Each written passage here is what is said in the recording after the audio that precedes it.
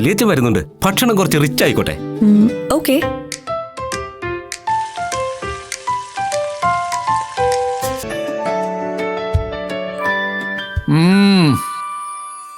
നല്ല രുചി, ലഘുവാണ്. കുറവുപ്പ്, കുറവെണ്ണ, കുറവ് പഞ്ചസാര. എന്നാൽ കൂടുതൽ ആരോഗ്യം, കൂടുതൽ സന്തോഷവും. അതെ, ശ്രദ്ധയോടെയുള്ള പാചകം ചെയ്യൽ സ്നേഹത്തോടെയുള്ള പാചകം ചെയ്യലാണ്. പ്രധാന പട്ടികജാതി സംവരണ മണ്ഡലമായ ചേലക്കര ഇത്തവണയും ശക്തമായ ജനവിധിക്കായി ഒരുങ്ങുകയാണ്. 9 ഗ്രാമപഞ്ചായത്തുകൾ ഉൾപ്പെടുന്ന ഈ മണ്ഡലം ഇടതുപക്ഷത്തിന്റെ കരുത്തുറ്റ കോട്ടയായാണ് അറിയപ്പെടുന്നത്. നിലവിൽ യുവാർ പ്രതിനിധീകരിക്കുന്ന ചേലക്കര മണ്ഡലത്തിൽ 1,99,700 വോട്ടർമാരാണുള്ളത്. അതിൽ 1,00,000-ലധികം സ്ത്രീ വോട്ടർമാരും 95,000-ലധികം പുരുഷ വോട്ടർമാരും ഉൾപ്പെടുന്നു. ട്രാൻസ്ജെൻഡർ വോട്ടർമാരുടെ സാന്നിധ്യവും മണ്ഡലത്തിലുണ്ട്. പഴയന്നൂർ, തിരുവല്ലോമല, പാഞ്ഞാൾ, വള്ളത്തോൾ നഗർ തുടങ്ങി സാംസ്കാരിക പ്രാധാന്യമുള്ള പ്രദേശങ്ങളും ചേലക്കരയുടെ ഭാഗമാണ്. കാർഷിക മേഖലയ്ക്കും ഗ്രാമീണ വികസനത്തിനും മുൻതൂക്കമുള്ള ഈ മണ്ഡലത്തിൽ വരും ദിവസങ്ങളിൽ തെരഞ്ഞെടുപ്പ് ആവേശം കൊടുമുടിയിലെത്തും. വികസന നേട്ടങ്ങളും രാഷ്ട്രീയ മാറ്റങ്ങളും ഒരുപോലെ ചർച്ചയാകുന്ന ചേലക്കരയിൽ ഏപ്രിൽ 9-നാണ് വോട്ടെടുപ്പ് നടക്കുന്നത്. ഈ ഘട്ടത്തിൽ ചേലക്കരയുടെ ജനമനസ് ആർക്കൊപ്പമാണെന്ന് നമുക്കൊന്ന് പരിശോധിക്കാം.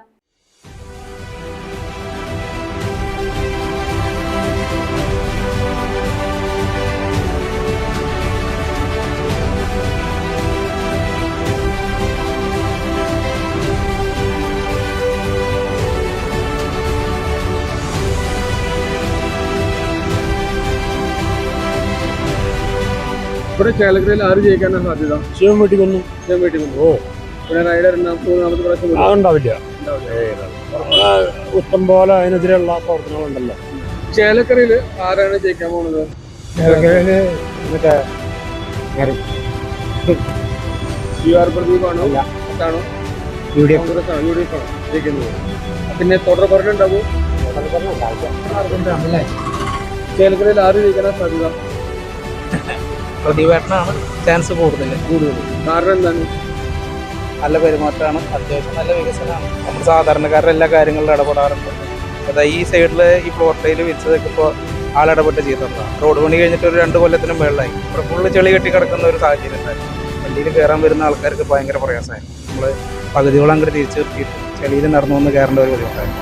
അപ്പോൾ സാർ ഇതിനെ വരുമ്പോൾ ഞങ്ങളെല്ലാവരും കൂടി ഒരു വട്ടം പറഞ്ഞ് എത്രയും പെട്ടെന്ന് തന്നെ സാർ ഇതുകളൊന്ന് പുറത്തേക്ക് തരാനുണ്ടായത്. സാധാരണക്കാരുടെ ഇടയിൽ നല്ല പെരുമാറ്റമാണ്. നമ്മളുടെ കാര്യങ്ങളൊക്കെ പറഞ്ഞാൽ കേൾക്കാനുള്ള ഒരു മനസ്സ് കാണിക്കുന്നു. ജയിക്കണമെന്നാണ് ആഗ്രഹിക്കുന്നത്. പിന്നെ പിണറായി വിജയന്റെ മൂന്നാമത്തെ തവണ ഉണ്ടാവുക. നല്ല ഭരണമാണ്, സാറ് വരട്ടെ എന്നാണ് ഞങ്ങളുടെ ആഗ്രഹം. ചേലക്കരയിൽ ആരാ ജയിക്കുക? ചേലക്കരയിൽ പ്രദീപ് ജയിക്കാനാണ് വഴി.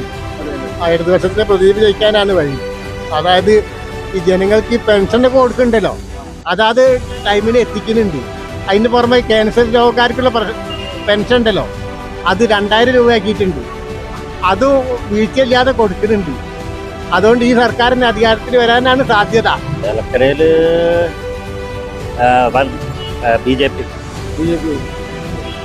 BJP ജയിക്കുന്നത് പറയാൻ എന്താ കാരണം? അതാണ് കൂടുതൽ ഇത് കാണുന്ന ഇവിടെ. അപ്പൊ പിണറായി വിജയന്റെ ഭരണം പോരാ, എല്ലാവർക്കും മടുത്തു. അതാണ് ഇതിൽ പിന്നെ ഇനി എന്താ വികസനം ഉദ്ദേശിക്കുന്നത്? ഇനി എന്തൊക്കെ ചെയ്യണമെന്നാണ്? ഇവിടെ ഇനി ഒരുപാട് വികസനങ്ങൾ വരാറുണ്ട്. അപ്പൊ BJP വരുന്നതാണ് പറയുന്നത്. ചേലക്കരയിൽ ആര് ജയിക്കുന്ന തോന്നുന്നത്? ചേലക്കരയിലോ? ചേലക്കര UDF ജയിക്കും. കാരണം എന്താണ്? കാരണം മാറ്റങ്ങൾ ആൾക്കാർ ഉദ്ദേശിക്കുന്നു. അതുകൊണ്ട് പിന്നെ പിണറായി വിജയന്റെ തുടർ ഭരണം ഉണ്ടാവും. മൂന്നാമത്തെ തുടർ ഭരണം ഉണ്ടാവില്ല. അവിടെ ആരാവും? എവിടെ? കേരളത്തിൽ തിരുവനന്തപുരത്ത് അവിടെ UDF തന്നെ വരും. ജയിക്കും. പിണറായി വിജയൻ മൂന്നാമത്തെ തവണ പിണറായി വിജയൻ മൂന്നാമത്തെ വരും. പ്രതിഭനെ എവിടെ ഉണ്ടാവാൻ സാധ്യതയുള്ളൂ. പക്ഷെ മാറ്റം പ്രതീക്ഷിക്കേണ്ടി വരും. ഭരണം മാറ്റം പ്രതീക്ഷിക്കും. ചേലക്കരയിൽ UDF ജയിക്കും, കോൺഗ്രസ് ജയിക്കും, ആരെ ജയിക്കുക? എന്താണ് അഭിപ്രായം?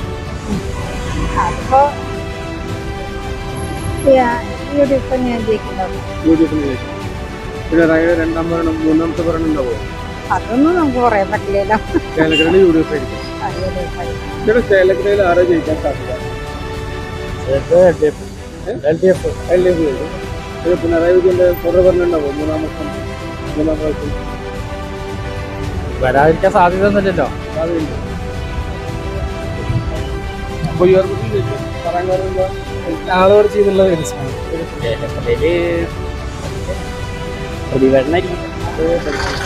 പ്രതിഭയായിട്ട് പറയാൻ കാരണം എന്താ? ഇവിടെ അധികം ഉള്ളത് അതാണല്ലോ ഹിന്ദുക്കളുടെ. ചേലക്കരയിൽ ആര് ജയിക്കുന്നത്? ഇവിടെ LDF ജയിക്കും. LDF ജയിക്കും. കാരണം എന്താ? കാരണം എന്തിനില്ലേ നമ്മൾ ഇപ്പോൾ ഉള്ള കാര്യമുണ്ട്, പെൻഷൻ്റെ കാര്യം എല്ലാ കാര്യങ്ങളും കറക്റ്റാണ്. ഇത് നമുക്ക് വികസന കാര്യങ്ങൾ നമ്മൾ പാലാള് വഴി എല്ലായിടത്തും കൂടി നടന്നുണ്ട്. അപ്പോൾ അതുകൊണ്ട് LDF ഉറപ്പാക്കി. ചേലക്കരയിൽ ആരാ ജയിക്കാൻ സാധ്യത? അത് ഞങ്ങളുടെ യുവർ പ്രതിഭന് അല്ലാതെ പിന്നെ ആരവിടെ ജയിക്കുക? ആളല്ലാതെ വേറെ ഒരാളും കൂടെ ജയിക്കും. കാരണം എന്താ? പറഞ്ഞ ഞങ്ങൾക്ക് പ്രധാന യുവർ പ്രതിഭാണ്. ആള് ജയിച്ചിരിക്കും. ആ, ഞങ്ങൾ ചെറുപ്പം മുതലേ അതാണ്, അത് ജയിച്ചിരിക്കും. കാരണം എന്താ? കൂടുതലും ഭൂരിപക്ഷം അവർക്കാണ്. പ്രദീപ്. എന്താ കാരണം? അവൻ നല്ല ഒരു വികസനത്തിന്റെ അല്ല, എല്ലാം കൊണ്ടും ആളോട് പെരുമാറാനും പിടിക്കാൻ നല്ല സ്നേഹമുള്ള, എന്ത് വിളിച്ചാലും എവിടെ എത്താലും എത്തുന്ന ഒരു വ്യക്തിയാണ്. ഏത് സമയത്തും വിളിച്ചാലും വരും, അങ്ങനത്തെ വ്യക്തിയാണ്. മറ്റൊക്കെ വോട്ട് വാങ്ങി പോകണം, പിന്നെ ബൈക്കുണ്ടാവില്ല. അങ്ങനെയൊന്നും ഉണ്ടാവില്ല. ഒരു 75% അവരെന്നാണ്, 75 അവർക്ക് കിട്ടും, മറ്റവർക്ക് അതിനനുസരിച്ച് എല്ലാം ഉണ്ടാവും. 75 കിട്ടും, ഭരണം പിടിക്കും അവർ. 110, 200 കിട്ടില്ല, ഭരണം പിടിക്കും. പാവങ്ങൾക്ക് നല്ല ഉപകാരം ചെയ്യുന്നുണ്ട്. അതാ പറഞ്ഞത്. പെൻഷൻ എന്ന് പറഞ്ഞത് 600 റുപ്യ അവർക്ക് കൊടുക്കാൻ കഴിവില്ലാണ്ട് ഇയാൾ 18 മാസം ഒരുമിച്ച് കൊടുത്തു. ആ കണക്കൊക്കെ നോക്കുമ്പോൾ വികസനം വന്നിട്ടുണ്ട്. ഇപ്പം മായന്നൂർ പാലത്തിന് ഇപ്പുറം അങ്ങോട്ട് അങ്ങനെ ഓരോ സ്ഥലങ്ങളിൽ വികസനം വന്നിട്ടുണ്ട്. അതിനെക്കൊണ്ട് ജയിക്കുന്നു പറഞ്ഞു. ചേലക്കരയിൽ ആരാ ജയിക്കാൻ സാധ്യത? You are Pradeep. ഉറപ്പാണ്. കാരണം എന്താ? കാരണം പറഞ്ഞിട്ടുണ്ടെങ്കിൽ ആള് നല്ലൊരു വ്യക്തിയാണ്, അത്ര തന്നെ.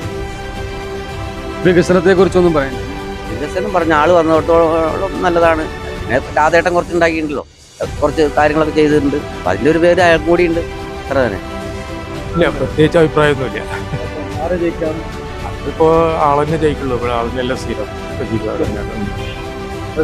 ഓ, ആളെന്നെ പ്രതിഭട്ടനെ ജയിക്കാം. ഓക്കെ. കാരണം എന്താ? കാരണം ചേലക്കര മണ്ഡലം അറിയപ്പെട്ടത് രാധേട്ടന്റെ അവിടുന്ന് കൂടാണ്. അതുകൊണ്ട് ചേലക്കരയെ സംബന്ധിച്ചിടത്തോളം 100% പ്രതിഭട്ടന് തന്നെ പിണറായി വിജയന്റെ മൂന്നാമത്തെ പ്രാവശ്യം ഭരണം തുടർച്ചയായിട്ട് വരും, ഒരു സംശയമില്ല. അപ്പോൾ നമ്മുടെ ഇവിടെ തെരഞ്ഞെടുപ്പ് വരെയാണ്. അപ്പൊ എന്താണ് ഇവിടെ ചേലക്കരയിൽ എങ്ങനെ വരും, ആര് വരും എന്നാണ് പറയുന്നത്? ചേലക്കരയിൽ ഇപ്പോൾ LDF ആണ് ഇവിടുത്തെ MLA ജനപ്രതിനിധി. പ്രദീപാണല്ലോ, ആള് തന്നെ വരാനാണ് 100% സാധ്യത. ചാൻസ് കാണുന്നില്ല. കാരണം ആള് നല്ലൊരു MLA അല്ലേ, നല്ല ജനപ്രതിയാണ്. ചേലക്കര എല്ലാവർക്കും ഇഷ്ടമാണ്. ആള് വരാനാണ് സാധ്യത. പിന്നെ തുടർ ഭരണം ഉണ്ടാവോ? തുടർ ഭരണം പറയാൻ പറ്റില്ല, കാരണം അത് അത്ര ഉറപ്പില്ല. പക്ഷേ യുവർ പ്രദീപൊക്കെ ചേലക്കരയിൽ ചെയ്യും. ഉറപ്പാണ് അല്ലേ?